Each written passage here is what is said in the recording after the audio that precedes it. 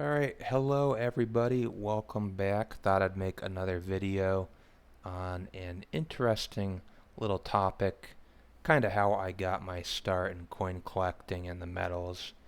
And when I was pretty young, my grandpa, he shared some coins upon occasion with me and my brothers, and also my uncle, a little more off topic than this. He did a lot of foreign travel, so he gave us a lot of foreign coins, and I was really interested in those. But this was a box of coins my grandpa gave us a while back, and the only one I think it's missing, there was a 1921 Morgan dollar, San Francisco, I think, but it had a dark toning, and I was younger, of course, so I regret that I did try cleaning it, and it was a lot shinier at the end, but don't clean your coins. It's not in here. I'm not sure where I put it at the moment, but yeah, it just had some micro scratches on it. Again, it was only a 1921, thank God. But lesson learned on that. You shouldn't clean your coins. But let's dig in. It's a rather eclectic mix. In fact, I kind of wish I'd asked him the story on it because it's just kind of strange, the assortment of coins. There's hardly any U.S. coins in the lot. There's a couple and a U.S. territory, and none of them are in really good condition. And it's just a broad spectrum. There's a love token, as far as I can tell, uh, but just some interesting stuff. I thought we'd just look through it, and we can start with this one. It's probably the worst of the bunch. You probably can't even see it. It's a British halfpenny, I think during Queen Victoria. Yeah, you can barely see. It's the later years design. Well, and it's just a smaller version of the penny.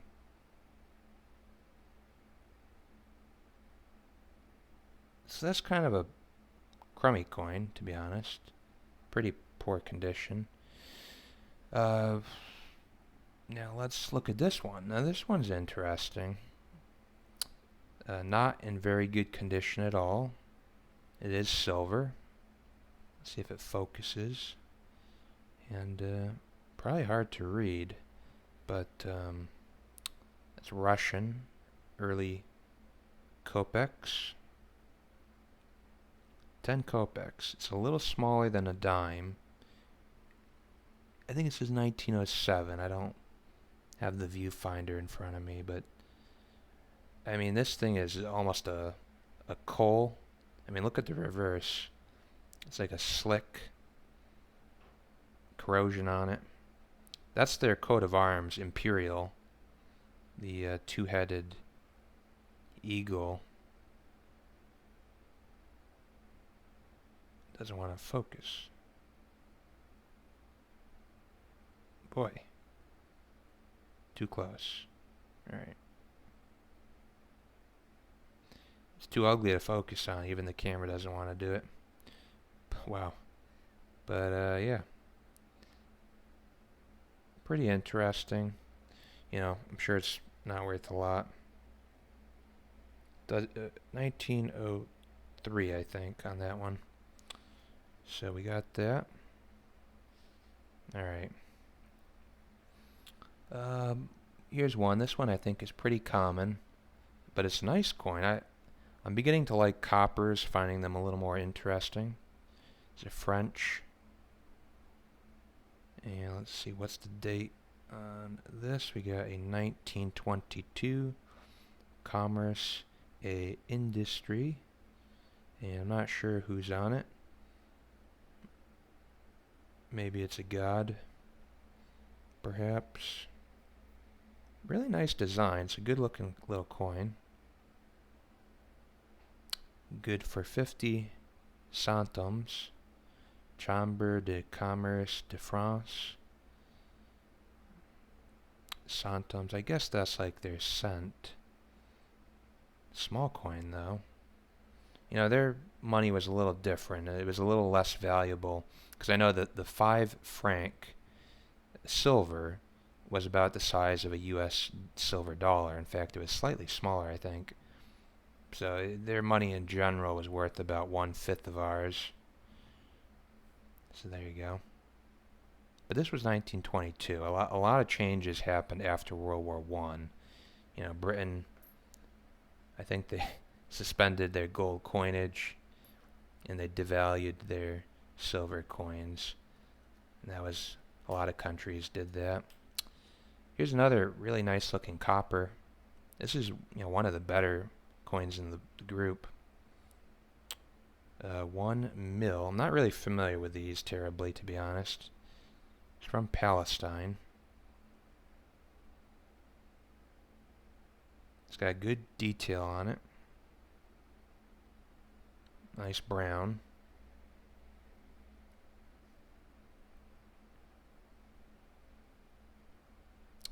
$19.27.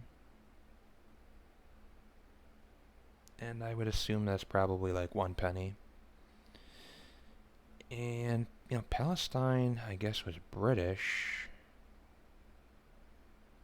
So, there you go. Don't know a lot about it. Let's look at this one. It's an Indian head cent.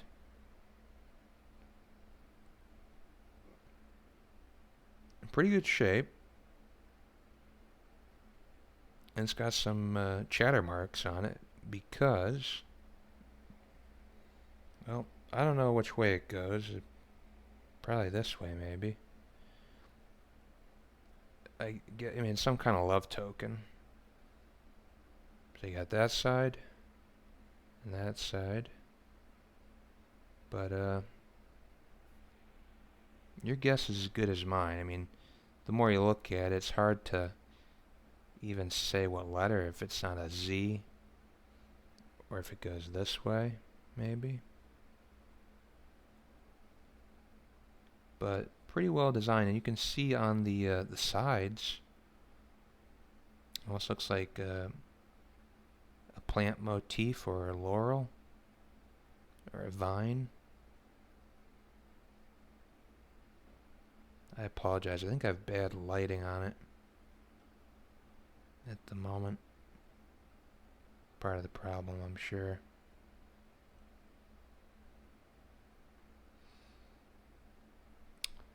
Alright, so yeah, that's pretty interesting. Some kind of love token, I think. Here's another copper. Pretty sure it's copper. It's a 1 cent, I believe, Mexicanos. Very dark brown. It's 1937. Pretty good shape overall. Just has a little corrosion on the C there. And it's got that typical edge pattern around the rim that you see on a lot of Mexican coins. Flip it over. And you got their eagle, as usual.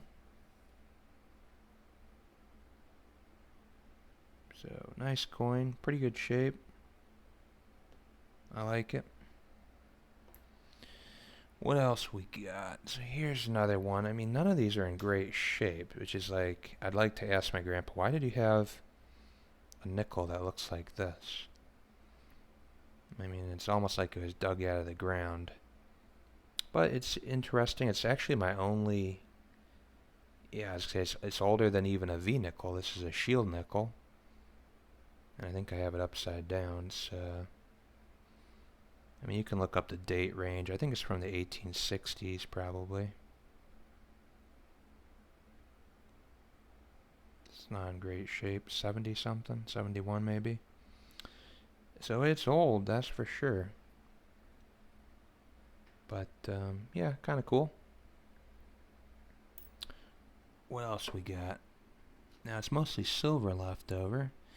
Here's one, nothing special. Looks like a silver Belgian francs. Again, like the others, not in great shape. Albert the Raw, King of the Belge. Barely legible. It looks like 1 franc, perhaps 1913. Not even that old.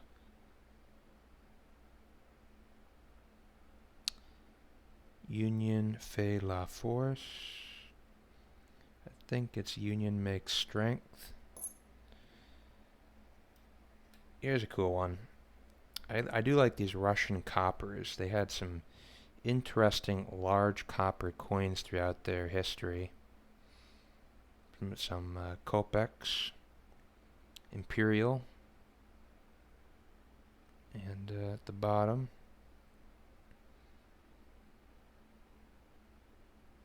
you can see it says kopeka, I think, on the right. Kopek. Boy, this camera is not loving me today.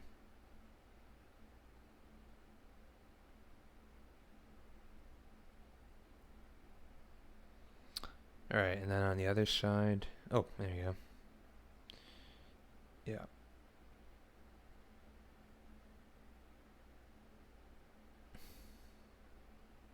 One kopeka, right? 1915. Something, something. Now there's some really small coins which are quite fascinating.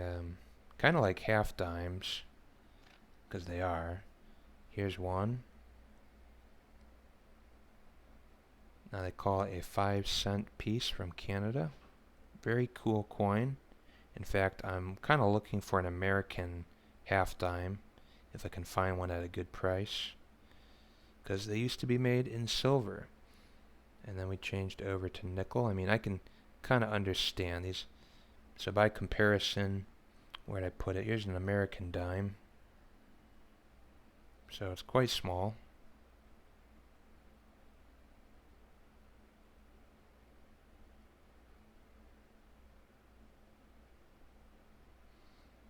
Silver, like I said, this is sterling.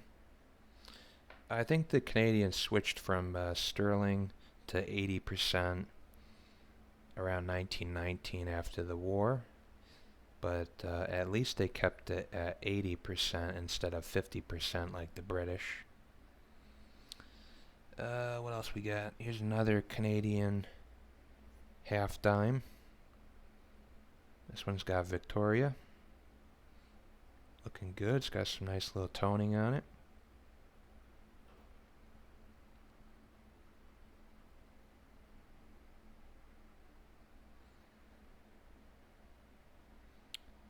And I apologize again, it's just not great lighting, but I think you get the gist. Not a bad coin. Very small. Very easy to lose, I would imagine, in your pocket. Now this one I really like. In fact, I think it's my only Philippine coin. 10 centavos. Silver, 90%. Now, they were a territory, and at the start, after we got them from Spain, the coins were made in the United States.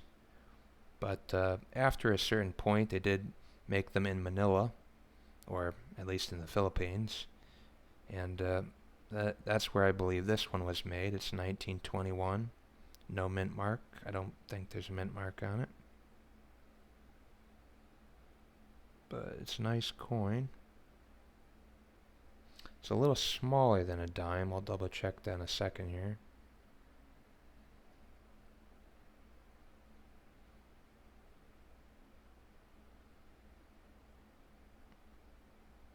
But yeah, look, it's kind of interesting. There's a volcano in the background on the right. Probably can't see. It's on the lower right, spewing a little ash. And then there's like a jar. So compared to the dime, just a little smaller. Alright, that's a cool one. What's this? What do we got? Okay, this is British. So, again, these are all very worn examples. We got the date. Say 1853, Victoria. You can read the word pence. Silver, 90, well, sterling, I believe. I think it's a sixpence because I happen to have a 3 pence right there. It's about twice the size. So yeah. Now I've done a little research on it. I'm no expert, but the pre-decimal system is pretty interesting. It was a little confusing at first, but you do kind of make sense of it. And pence is plural for penny, which they've had a long history on, pennies, silver pennies.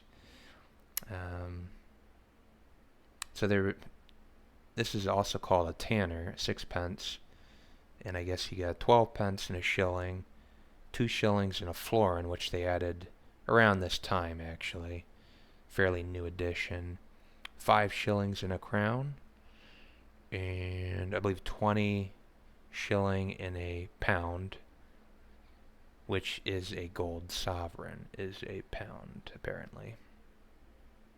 Pretty interesting though. Let's look at the 3 pence.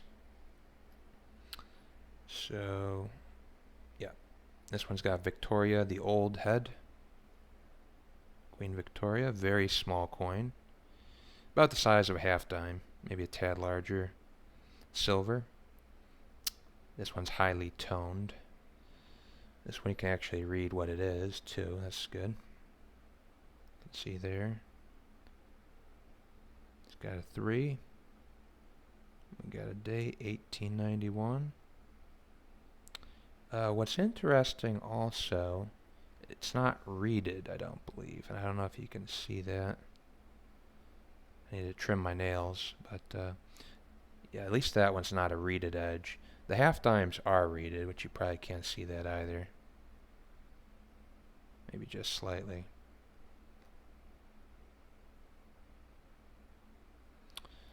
Yeah, those are pretty cool. Oh, it's also called a threepence or threepence. So it's worth 3 pennies. And a penny, they have half pennies, and then they have farthings, and there's 4 farthings in a penny. So pretty interesting. What else we got? Oh, there's one more. What is this? Another half dime? Check. Yeah, this is another half dime. Canada. 1919. It's got that guy on it. Which actually makes me wonder is... Okay, that's a half dime. Okay, there's 3 half dimes. Cool. Another piece of silver. This is not in good shape at all. It's basically a slick, French.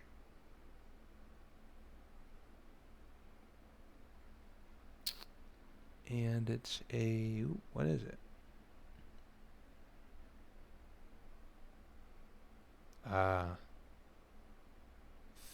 50 centimes? Now that's interesting because I believe this was too. Looks like they debased their currency. Interesting. This was the one on the left is after World War I. And it's got the reading. Cool. Alright, now we got 2 more. Yeah, because I already showed you this. That's the 6 pence. Young head Victoria. They used that portrait for a long time. This one looked like one of the crummiest ones on first inspection. Very thin, very slick, but I was looking at it, and it's kind of interesting. It's República de la Nueva Granada, 1846, pre-Civil War. And you can tell where it was minted. It says at the top there, Bogota.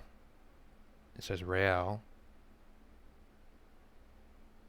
I think that's a B also on the left for. Oh no, that's an R period. It's probably for Real. But the value has been worn away. That's a high point on the coin. Oop, sorry about that. I think I cut out the video. But yeah, I believe it's a 1 real. So a piece of 8 is a larger silver coin. 8 real is a big coin. This is 1 real. It's very thin. It is reeded, as you can barely tell there. But I thought that was neat. It's a silver real. I think it's 90%. And it's from Colombia, Bogota, Colombia. Used to be La Nuestra Granada.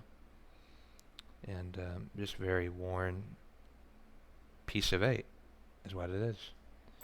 Anyways, I'll let that be all for today, and I'll catch you on the next one.